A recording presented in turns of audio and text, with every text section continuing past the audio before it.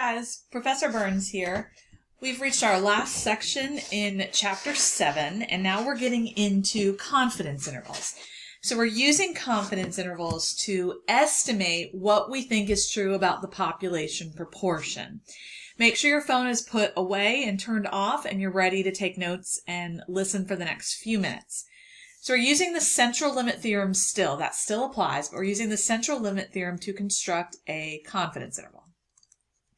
And if you remember earlier in the unit, I said that our overarching goal with statistical inference is to be able to pull a sample from a population and use it to make an inference about what we think is true for that population. And that's what a confidence interval does for us. So we now focus on estimating the population proportion. So remember, it's easy to calculate statistics from a sample. That we can always do because we know our sample, but it's difficult and sometimes impossible to calculate parameters from a population. So the interval gives us a range of plausible values that we think are true for the population. Let's start with a little example here. According to pewresearch.org, an October 16 article indicated that 685 out of 1,201 adults randomly surveyed favored the legalization of marijuana. Part A says, what percentage of the adults surveyed supported the requirement to legalize marijuana? So first of all, what symbol would we use for that? And is that a statistic or a parameter? Well, that would be p hat because it comes directly from our sample. So that is a statistic. And we would calculate that by taking 685 and putting it over 1201. That's the proportion of our sample, not our population, just our sample. That's all we have access to right now, that favored the legalization for marijuana. And that was, I'm getting 0.57 in my calculator. Do you know the percentage of all Americans, P, that support the legalization of marijuana? Well, unless I can go out and ask every single American in the country, I have to estimate this percentage. I can't say with certainty that this is what it is. So we're going to say no, because we can't ask everybody their opinion. Do you think the percent of adults surveyed who support the requirement is exactly equal to the percent of all Americans who support the requirement? I'm calling it requirement. I think I meant legalization. In other words, do we think P hat is exactly equal to P? Well, it's not going to be exactly equal, but it should be close because ideally we took actually they told us that we took a random survey. So it should be close since the sample was random. Should be around 57%, give or take.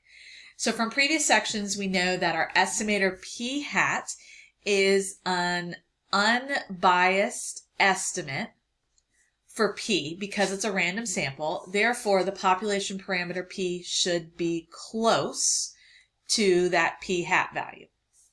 We also know, so we think it's around 57% is what we're saying.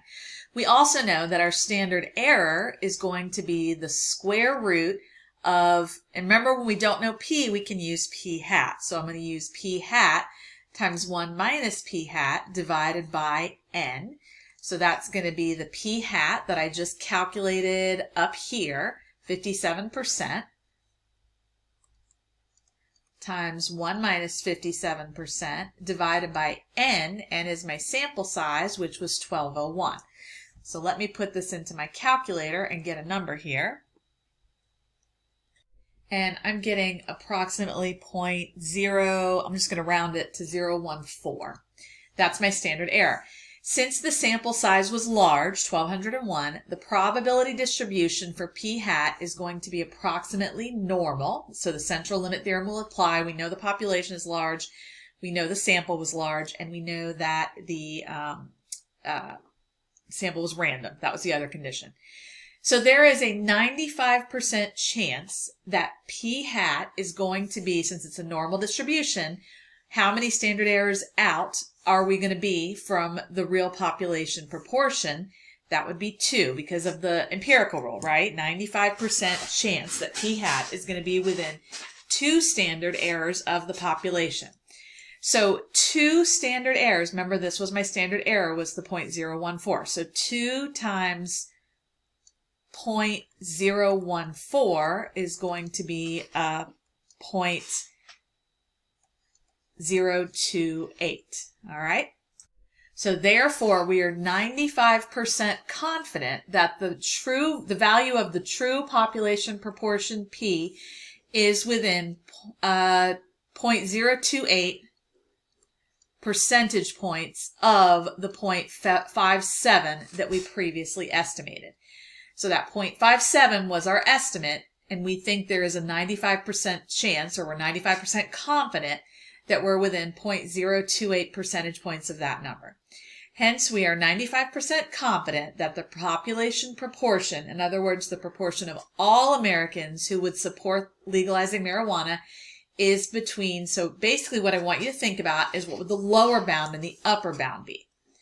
So 0.57 is my estimate, so I want to go down, take away 0.028, so let me do that, 0.028. So my lower bound is 0.542, and then my upper bound will be 0.598. So we think the real proportion is between 54.2% and 59.8%. So this is called your confidence interval. Sometimes we write it using interval notation. So we might do 54.2%, comma, 59.8%. That's another way of writing it. So what we did is we just created a confidence interval. All right, so let's talk bigger picture here about what we mean by a confidence interval. So it provides us with a range of plausible values for the population parameter. We think P is somewhere between 54 and 59%. It also provides us with a confidence level. Now, the level is this number right here, and that can be, a lot of times it's 95%, but it doesn't have to be. It can change depending on the context. So it gives us a confidence level, which expresses our level of confidence that the interval contains the true population proportion P. So how confident are we? It gives us an idea of how often that estimation is successful. If we were to repeat this over and over again, 95% of the time, the intervals we create would contain the real population proportion. That's where that 95% confidence level comes from. It measures the success rate of the method, not of any one particular interval. Let's talk about the margin of error. So you may have heard that term before, margin of error. A lot of times when they talk about polling data around election time, you'll hear them say plus or minus a margin of error of 2 percentage points or something like that. And this is what they're talking about. It tells us how far from the population parameter our estimate could be. The margin of error is equal to this weird formula I'm going to give you. So hang in there with me. We're going to call it Z star times the standard error, and I'm going to call it the estimated standard error because we're really estimating it using p hat, but you don't need to worry too much about that. I just want to have the correct notation in your notes, but it's Z star times the standard error. Where does that Z star come from? That's a weird number. Z star is a number that tells us how many standard errors to include when we set up our interval. It follows the empirical rule. So we know that Z star equals 1. Remember the empirical rule. So if I want to go out 1 standard error in each direction, that would give me a confidence level of 68%. 2 standard errors, that would be a Z star value of 2, would correspond with an approximate confidence level of 95%. And I think that's probably the most common because most social science researchers prefer to use a 95% confidence level. Finally, a Z star equals 3 corresponds with approximate confidence level of 99.7%. And we can have any z-star value in between, but these are the ones that come directly from the empirical rule. StatCrunch will calculate these z-star values for us, so you don't need to have these memorized. I do think the one for 95% with 2 is probably the only one you really need to make sure you remember, but that's the one that comes up most often. You probably already will remember it.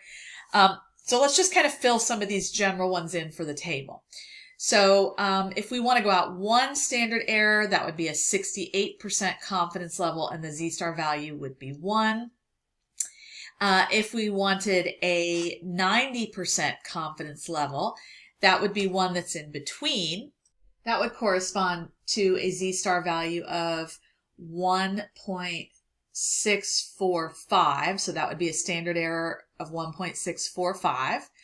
Let's see, a 90, looking at a chart here, 90, I'm trying to think which ones I want to include. Let's do 95% next. That would be a z-star value of 2, or 2 standard errors.